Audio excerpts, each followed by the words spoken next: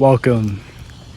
In this video, I'm going to be putting a dual switch into my 2010 Toyota 4Runner to power this light bar and eventually ditch lights. So this is the reason why I said dual switch. Hold on. Dual switch because we have a button for ditch lights and a button for our light bar. Making this video because nobody else has really made a video on this, and I like the dual switch because I know I want ditch lights eventually, and I wanted to save space, only taking up one switch space, and so this dual switch works out perfectly. In this video, I go in depth about the wiring. I wired it up to my headlights, so it has a backlight and an indicator light when the headlights are on. Before we start, I kind of want to go over our wiring and how it's going to be done. This is the switch I'm going to put in. It's a dual LED switch, so I'm going to have it wired for my light bar, and then eventually I'm going to have ditch lights. And so I wanted a switch that integrated with the light bar switch, so I have ditch lights as well. And this is a diagram I drew up based off of this switch and how to wire it. Okay, hopefully this makes sense by the way I'm describing it. This green is ditch light power, so the positive lead on the ditch lights. The yellow is going to the headlight, which is a backlight for the switch. This specific switch, whenever you turn the headlights on, it will create a backlight, and when you push it in, it creates a different light. So there's yellows for the backlight. The black is obviously ground, which will be going into our harness with the relay. The red goes to the relay as well, and the blue goes to the relay too. And the relay I got, it comes with the switch, and so the black obviously goes to the black. The white will go to the blue, and the red will go to the red. And then on the harness, we have our battery leads as well as our plug that will plug into the light bar. I've already got this type of plug on the light bar already, but I bought this and did this myself. Okay, so just to make this more clear, this is the clip for our switch. That's for the ditch light. That's the backlight for the headlight. This is our ground. This is the white wire. This is the red wire. And yeah, that's it. This light bar is a 1 by 20 inch light bar that is amber. I chose it to fit in my Ironman stubby winch bumper on my 4Runner. Because I like amber, and I thought it looked pretty good. But obviously this is a universal installation. Whatever bumper you have, whatever light bar you have, this applies to it. And before we start messing with anything, connecting or disconnecting our electrical, we want to remove the negative terminal on the battery. There we go. All right. Okay, just want to update y'all with what I'm doing so far. I've got my relay here. We're gonna mount it right here, and it looks like we're gonna need to drill out a bigger hole in this mount. But I want to mount it here because there's already something to screw in there.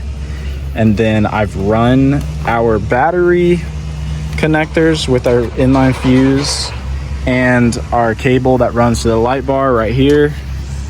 Got that there. Got the cable. Gonna run it down through there. But I've tucked it under back behind the fuse box, and it's gonna run along the battery through there. What I'm doing now is I found this little hole back here. It had a plug in it, and I'm just going to tape up my wires that were connected to the harness and feed them down in there.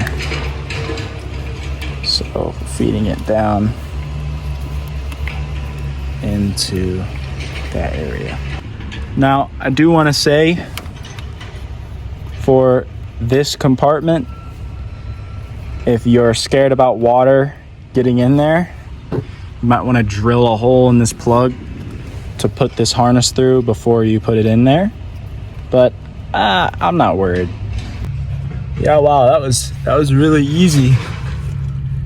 But as you can see, that's where it comes out. Gotta just make sure that there's no moving parts that it will interfere with. Doesn't look like it. And then we'll take this. I'm gonna pull it all the way because there's a plug at the end. I'm gonna wire it up to the switch, and then we're gonna run it up here to our switch. All right, next step, literally, take this and yank it. That's it. Super easy. And then you want to take these little clips on the inside of this, and it just pops right out. What I'm gonna do now is I'm gonna run this wire up through. Actually, nah. What I'm gonna do is I'm gonna wire this to this harness for the switch down here, and then I'll run the switch up. But I'll go ahead and pop this switch in. Wow. OEM right there. Fantastic. Now I'm just going to wire these using my wiring diagram. Like I said, red, white, black will go to this, blue will go to white, this red will go to red, and the black will go to black. And then this yellow will go to our headlight wire or fuse. Okay, it is a mess in here, but I want to say, for the backlight, which is this yellow wire here, for this, it needs to be connected to headlight power because I want the backlight to turn on when I turn my headlights on. But what I want to do is I don't want to have to run a wire all the way back into the engine bay and get headlight power either from the fuse or the headlight. What I've decided to do is to take it from my head unit. So I have an aftermarket head unit. So if you have a stock head unit, I can try and help with that. But I've kept my wiring diagram for my head unit, and ILL, which is the 10th, it is this orange wire. No, wait. It's this orange wire, the second to the bottom, so number 10, which is that pin there. That activates when I turn on the headlights. I'm going to try and show you with my multimeter, but it may not work. All right, hopefully you can see, but what I'm doing is I am plugging in here. I'm gonna have to make the multimeter like this. I'm putting the negative on the ground and the positive on ILL. When I turn on the headlight, hold on.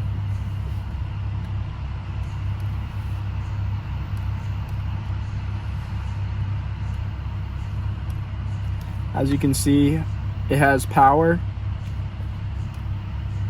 And when I turn it off, it does not.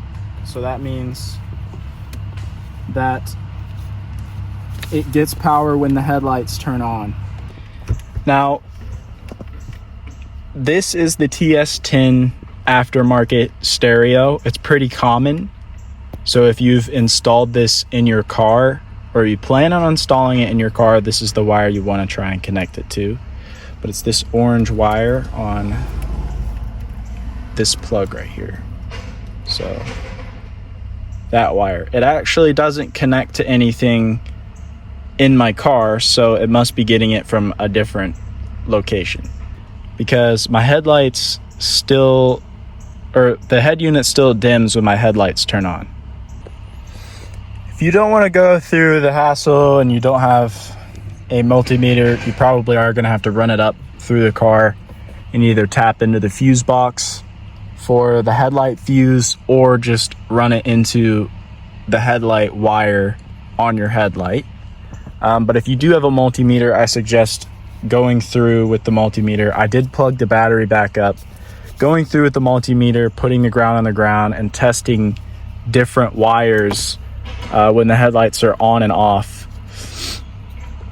to determine which wire gives your headlight power. And what you could do is disconnect these connections from the stock harness and test it that way. But honestly, it's fairly simple. It just may be meticulous. I got pretty lucky having this wiring diagram and testing it. Honestly, I think it was the first try. So this wire with this. But yeah, if I didn't have that, if I had a stock head unit, I would probably unplug all these plugs and then test each one to determine what gets power when the headlights turn on.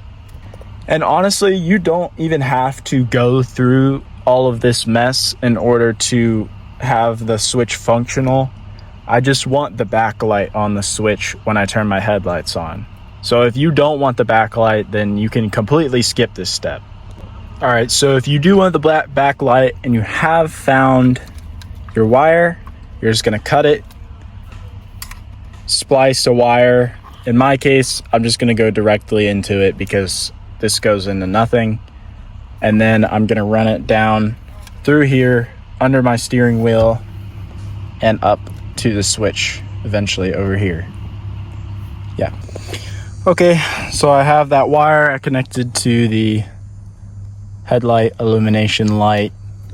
I ran it down, back up, made sure it was out of the way. I zip tied it out of the way. I'm gonna go ahead and connect these, and then this will be our last one. Then I can plug it in. Just want to reiterate, this blue will be for the white, which is our illumination light that indicates that it's on. The red is positive power and the black is negative, and corresponds with red and black. Also wanted to show you the wiring diagram for the switch. That's what that looks like, along with my drawing. Let's get it like that.